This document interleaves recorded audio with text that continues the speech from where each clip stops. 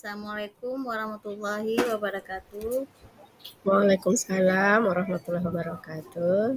Perkenalkan, nama saya Rizky Ramadhani, calon guru penggerak angkatan 11, Kabupaten Aceh Jaya, berasal dari sekolah SLB Negeri Aceh Jaya. Ingin uh, menerapkan skenario antara kegiatan modul 3.1 demonstrasi kontekstual, yang mana di sini pengambilan keputusan berbasis nilai-nilai kebajikan sebagai pemimpin, mewawancari pimpinan sekolah sendiri. Baik Ibu, Ibu perkenalkan diri. Iya, baik, terima kasih. Assalamualaikum warahmatullahi wabarakatuh. Waalaikumsalam. Perkenalkan, nama saya Nur Aisyah Nasution SPD, Kepala Sekolah Luar Biasa atau SLB Negeri Aceh Jaya. Saya adalah kepala sekolah dari Bu Rizky Ramadhani sebagai calon guru penggerak angkatan 11. Ya, demikian perkenalan. Silahkan lanjutkan, Bu. Terima kasih Ibu. Baik, selama ini bagaimana Ibu dapat mengidentifikasi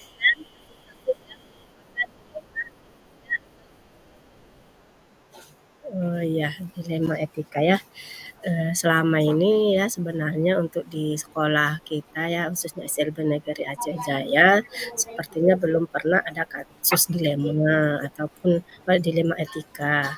Cuman kan walaupun demikian, seandainya ada yang seperti itu ya, pastinya kepala sekolah tahu apa saja dilema di lapangan. Pasti guru-guru memberikan apa namanya kepada saya, melaporkan kepada saya ketika ada dilema tersebut. Kenapa demikian? Karena alhamdulillah guru-guru di SLB Negeri Aceh Jaya itu adalah sangat kompeten semua, sehingga apapun permasalahan, baik etika dilema ataupun yang lainnya, pasti dikasih tahu ke kepala sekolah. Nah, mungkin demikian Bu Kiki. baik Ibu. Jadi selama ini bagaimana Ibu menjalankan pengambilan keputusan di sekolah, terutama untuk kasus-kasus di mana ada dua kepentingan yang sama-sama benar atau sama-sama mengandung nilai kebaikan. Oh ya, baik. Seandainya ada yang seperti itu ya, kita melihat dulu mana yang lebih penting. Nah, memang kedua-duanya penting, tapi di antara yang dua itu pasti ada yang lebih penting lagi. Jadi kita harus melihat kegunaannya apa ya, manfaatnya nanti ke depannya apa. Memang sama-sama penting, tapi kita harus melihat dulu manfaatnya ke depannya itu bagaimana, risikonya bagaimana. Nah, sehingga keputusan itu bisa kita ambil salah satu di antara yang baik tadi. Mungkin demikian. Bisa Ibu jelaskan gimana langkah-langkah atau prosedur yang biasanya Ibu lakukan selama ini? Iya, biasanya setelah saya cermati mungkin apa namanya dilema tersebut, baru saya konsultasikan dulu dengan wakil-wakil. Nah, setelah kami nanti bermusyawarah dan juga kami sampaikan juga kepada guru-guru yang lain supaya mereka mengetahui dilema tersebut, dan juga saya minta pendapat kepada mereka di mana yang paling baik keputusan yang harus kita ambil. Mungkin seperti itu. Baik Ibu, jadi hal-hal apa saja yang selama ini Ibu anggap efektif dalam pengambilan keputusan pada kasus-kasus dilema etika?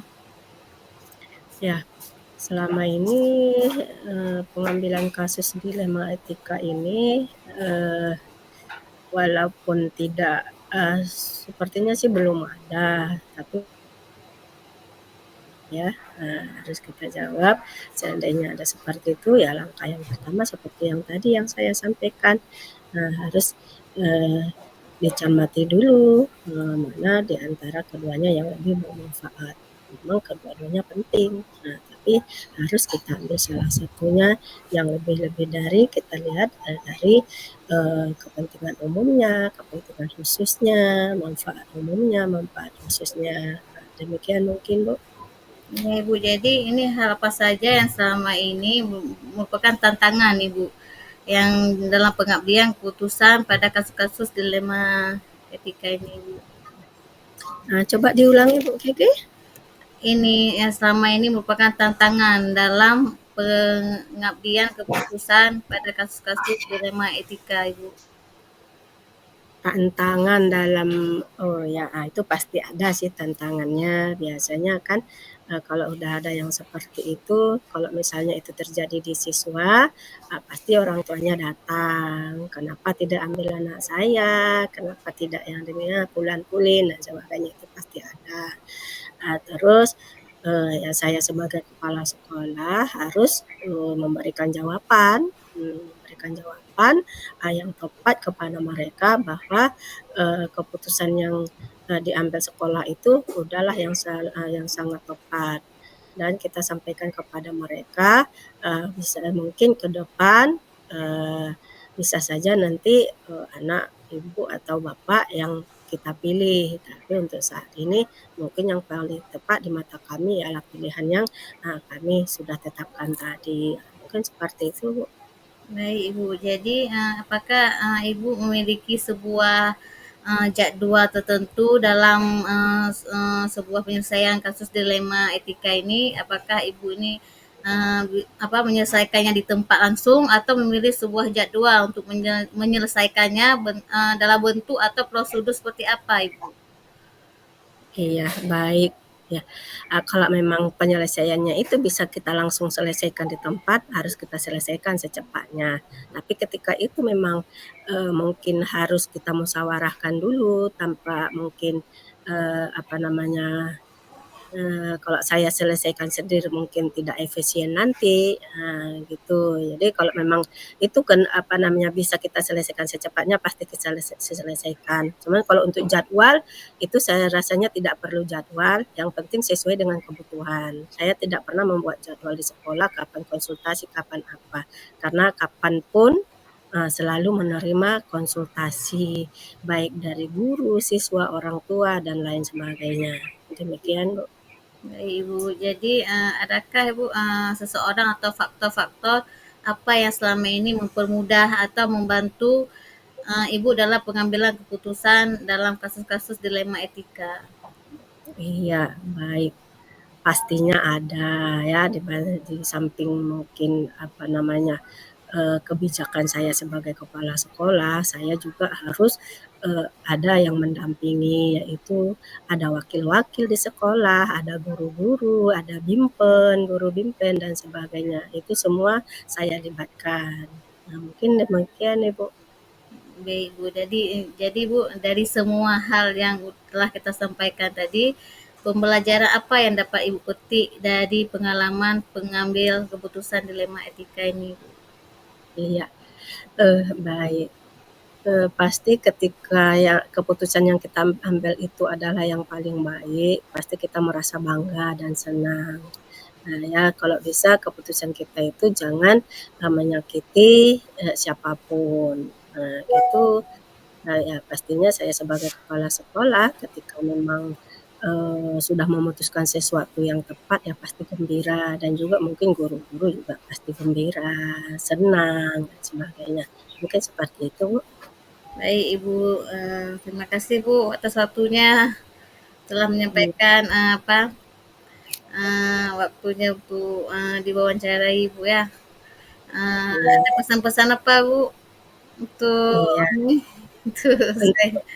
untuk Bu Rizky Ramadhani ya, ya, pesan saya ya, eee, kalian terutama Bu Rizky Ramadhani sebagai guru, calon guru penggerak yang sangat luar biasa ya, sangat hebat, tetap semangat walaupun dengan kondisi anak di samping, itu adalah semangat bagi Ibu, penyemangat ya. Semoga apa yang Ibu, cita-citakan bisa berhasil Amin. ya. Tapi di pandangan saya Ibu itu adalah sangat luar biasa, guru yang hebat, apalagi, apa namanya, kita ini di lingkungan anak-anak yang sangat istimewa tentunya ya. Sekali lagi Ibu juga berterima kasih kepada Bu Kiki yang sudah antusias menjadi seorang calon guru penggerak. Semoga dia lulus dengan predikat yang terbaik. Ya, Ya, Ibu. Bu. Terima Ya, kasih Bu atas waktunya. ya sama-sama. Assalamualaikum Bu. Waalaikumsalam.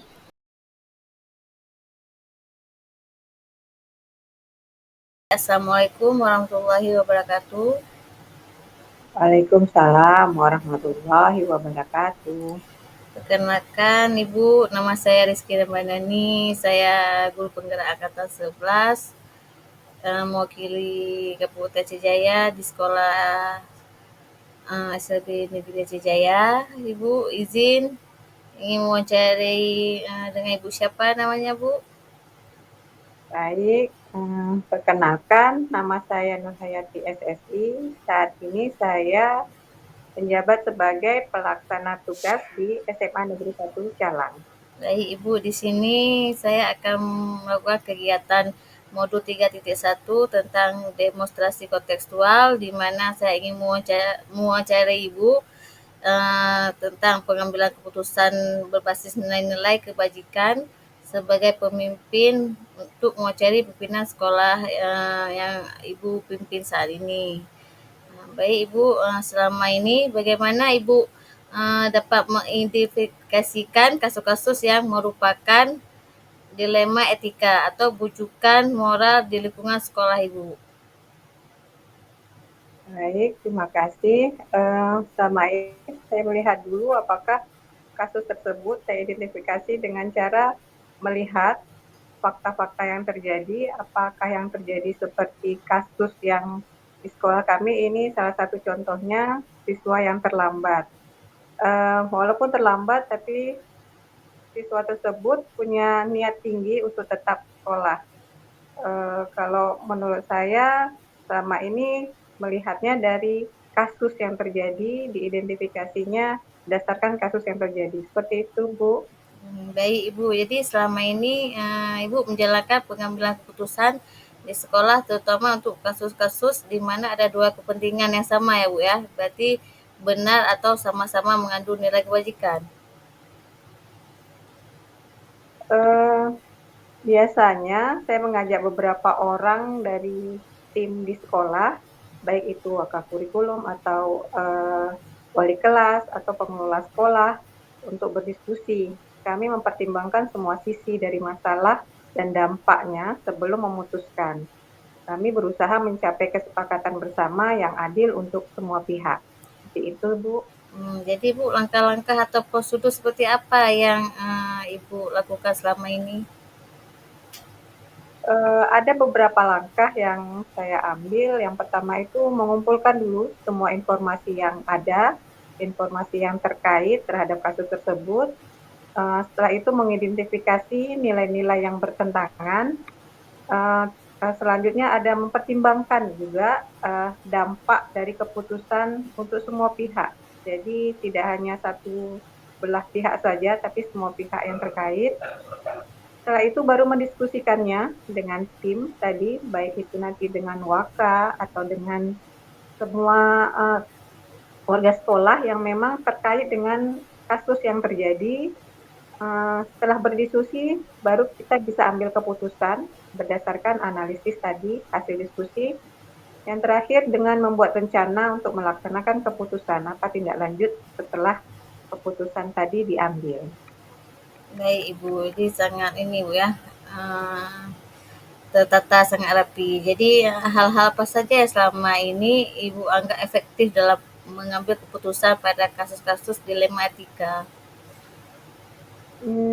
Yang paling efektif menurut saya itu melibatkan berbagai macam pihak yang ada terkait di sekolah dalam proses keputusan untuk mengkomunikasikan dan harus jelas dan transparan untuk membuat keputusan tersebut. Juga mengikuti prosedur yang tadi, setiap langkah-langkahnya, dan memastikan keputusan tersebut sesuai dengan prinsip aturan yang berlaku di sekolah. Jadi semua pihak dilibatkan dengan transparan, jelas, mengkomunikasikan sesama warga sekolah yang terlibat. Baik Ibu, jadi sangat signifikan Bu ya. Jadi yang ini lagi hal-hal apa saja yang selama ini merupakan tantangan dalam pengambilan keputusan pada kasus-kasus dilematika Ibu? Oh, banyak ya kalau dibilang tantangan pasti ada. Jadi tantangannya itu termasuk konflik kepentingan antar pihak. Eh, kan banyak pihak-pihak nih, jadi kan konfliknya banyak nih. Eh, Konflik kepentingan antar pihak-pihak yang terlibat dengan tekanan dari luar atau ketidakpastian dalam memilih keputusan kadang-kadang tidak tepat. Jadi untuk membuat keputusan itu harus bisa semua pihak itu menerima. Makanya harus ada diskusi-diskusi yang kita buat dan semua pihak bisa menerima apapun yang sudah kita sepakati bersama. Baik Ibu, jadi apakah Ibu ini memiliki sebuah jadwal tertentu dalam sebuah penyelesaian kasus dilema etika? Apakah Ibu ini langsung menyelesaikan di tempat atau memilih sebuah jadwal untuk menyelesaikannya dalam bentuk prosedur seperti apa? Bisa Ibu jelaskan Ibu? Saya tidak selalu punya jadwal tetap, tapi saya selalu berusaha untuk menyelesaikan masalahnya secepat mungkin. Jika bisa diselesaikan sekarang, kita buat terus sambil memastikan semua langkah yang diambil dengan hati-hati biasanya ya. Saya juga membuat rencana dan memberikan tanggal-tanggal waktu yang setiap langkah, tapi tetap fleksibel, dilihat dengan situasi di lapangan. Jadi sesuai dengan kondisi.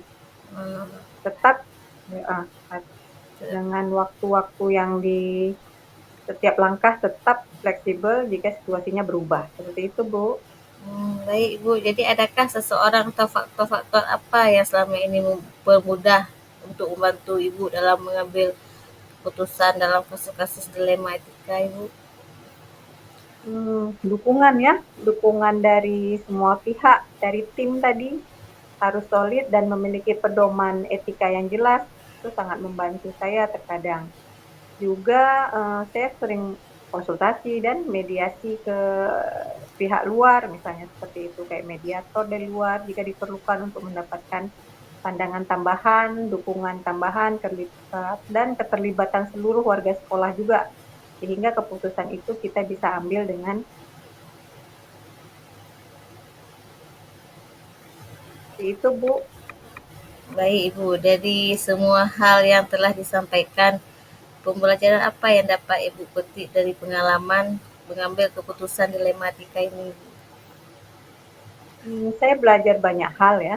Saya belajar banyak hal, salah satunya keterbukaan dan komunikasi yang sangat penting dalam pengambilan keputusan. Saya juga sangat banyak belajar bahwa penting untuk mempertimbangkan semua aspek.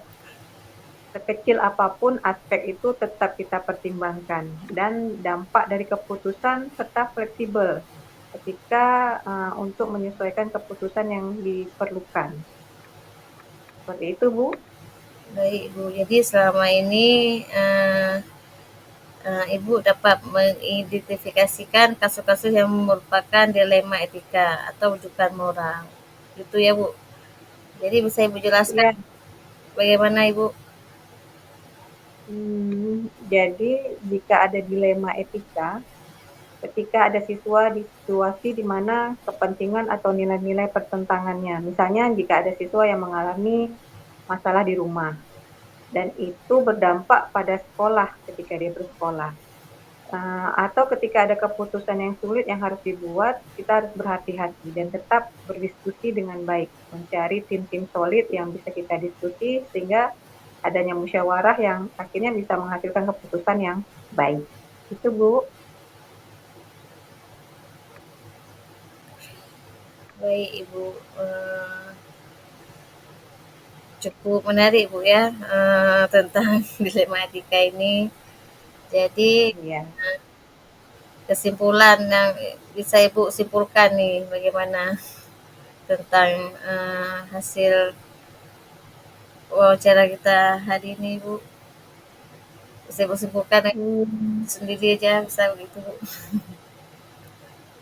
jadi kesimpulannya ya, Hmm, Baik Ibu, dari semua hal yang telah disampaikan, pembelajaran apa yang dapat Ibu simpulkan untuk keputusan dilema etika ini, Ibu? banyak hal ya yang bisa kita ambil. Saya banyak belajar bahwa keterbukaan dan komunikasi itu sangat penting dalam pengambilan keputusan. Saya juga belajar bahwa penting untuk mempertimbangkan semua aspek dan dampaknya dari keputusan yang kita ambil. Terus fleksibel ketika harus menyesuaikan keputusan yang diperlukan setiap kasus atau masalah yang terjadi di sekolah. Seperti itu Bu Rizky. Baik Ibu, terima kasih Bu Nur Hayati atas wawancaranya hari ini. Semoga apa guru penggerak ini lebih baik lagi ke depannya, apalagi untuk Aceh Jaya ini Bu ya. Jadi semakin Amin. banyak guru Amin. penggerak, Nampak. semakin bisa menggerakkan lah apa Iya. peserta didik sekolah ini lebih maju lagi. Gitu. Terima kasih banyak Amin. Ibu. Assalamualaikum. Waalaikumsalam. Sama-sama Ibu.